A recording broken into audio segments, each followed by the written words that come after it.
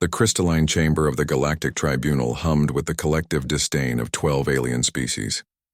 Ambassador Zethkari of the Dominion leaned forward on his 6 legs, mandibles clicking in what passed for laughter among his kind. The holographic display before them showed Earth's submission for membership in the Galactic Council, a compilation of human laws, rights, and legal precedents spanning millennia. "Primitive," hissed Counselor Vexna, her serpentine form coiling around her levitation pod. "They still believe in individual rights over collective efficiency." The Tribunal's chief arbiter, a massive crystalline being known as Judge Korthax, resonated with harmonics that translated to barely concealed amusement. "These humans speak of due process and presumption of innocence, how quaint. Do they not realize that efficiency demands preemptive justice?" Around the chamber, representatives from the galaxy's most advanced civilizations nodded in agreement. The insectoid hive mind delegates communicated in rapid pheromone bursts, their consensus clear. Humanity's legal framework was laughably outdated. "They have something called habeas corpus," announced Delegate Morthek, his gelatinous form rippling with mirth.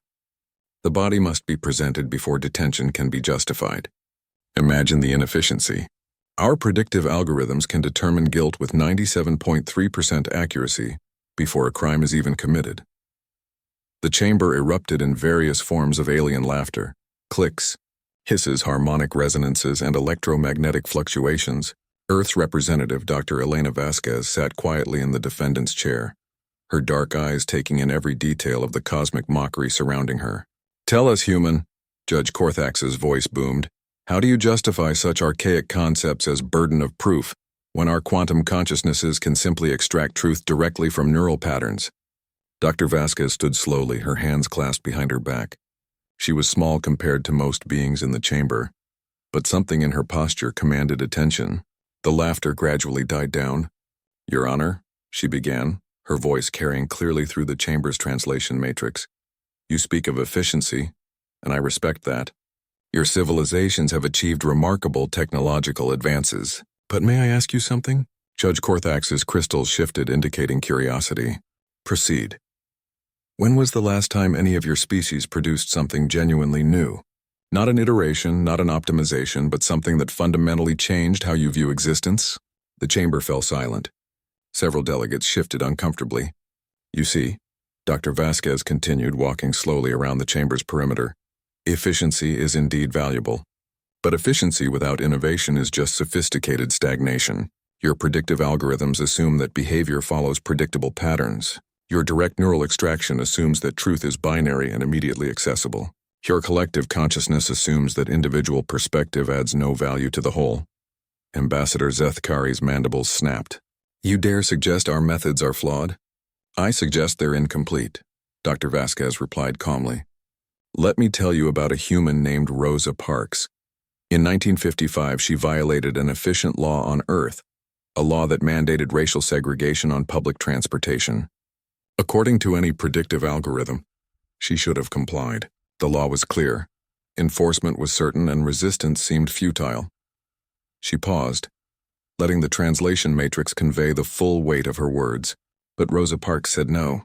One individual human decided that efficiency didn't justify injustice. Her defiance sparked a revolution that fundamentally changed human society. Your algorithms would have prevented that moment. Your preemptive justice would have eliminated the possibility. Your collective consciousness would have overruled her individual choice." Counselor Vexna's hood flared. "Chaos and disorder serve no purpose, don't they?" Dr. Vasquez smiled. "Let me share another story. In the 21st century, every major Earth government declared nuclear fusion impossible to achieve economically. Their best scientists, their most advanced computers, their collective wisdom all agreed. But a small team of human engineers disagreed. They worked in a garage, defying conventional wisdom, failing repeatedly until they achieved the impossible." She gestured toward the chamber's energy core, which hummed with fusion power, the same fusion technology that powers this very station. "The technology we freely shared with the galaxy, requiring no payment, no tribute, no subjugation. We gave it freely because one of our primitive laws states that knowledge belongs to all sentient beings." The chamber remained silent. Several judges were reviewing data streams, searching for verification of her claims. "Your Honor," Dr. Vasquez continued.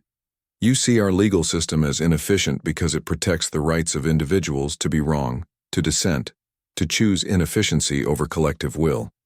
But that inefficiency is humanity's greatest strength. It's the source of our innovation, our resilience, our ability to find solutions where others see only impossibility.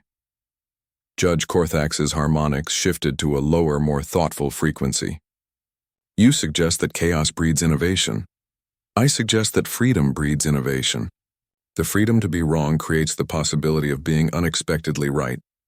The burden of proof protects society from the tyranny of assumption. Due process ensures that today's heresy might become tomorrow's breakthrough. Dr. Vasquez moved to the center of the chamber. Every major advancement in human history came from someone who violated the efficient path, who questioned the obvious answer, who stood alone against collective wisdom. We don't just protect the right to be correct, we protect the right to be magnificently wrong. Because in that wrongness lies the seed of unimaginable rightness. The chamber erupted not in laughter this time, but in heated debate. Delegates who had remained silent for centuries suddenly found their voices. Questions flew through the translation matrix faster than the system could process. Finally, Judge Korthax resonated with a tone that commanded absolute silence. Dr. Vasquez, the massive being said, your species has presented us with a paradox. You claim that inefficiency leads to efficiency, that wrongness leads to rightness, that individual dissent strengthens collective purpose. Yes, Your Honor. And you maintain that these primitive concepts you call rights and freedoms are not obstacles to progress but engines of it? I do. The judge's crystals pulsed in deep thought. Around the chamber, representatives of the galaxy's most advanced civilizations waited. Then perhaps, Judge Korthax said finally, it is time for this tribunal to learn something new. The vote was unanimous. For the first time in galactic history, a species was admitted to the council not despite their legal system, but because of it. And in the years that followed, as human ideas of individual rights and legal protection spread throughout the galaxy, the rate of innovation and discovery accelerated beyond anything the ancient civilizations had thought possible. The cosmos, it turned out, had been missing something fundamental: the beautiful chaos of individual freedom and the magnificent inefficiency of hope.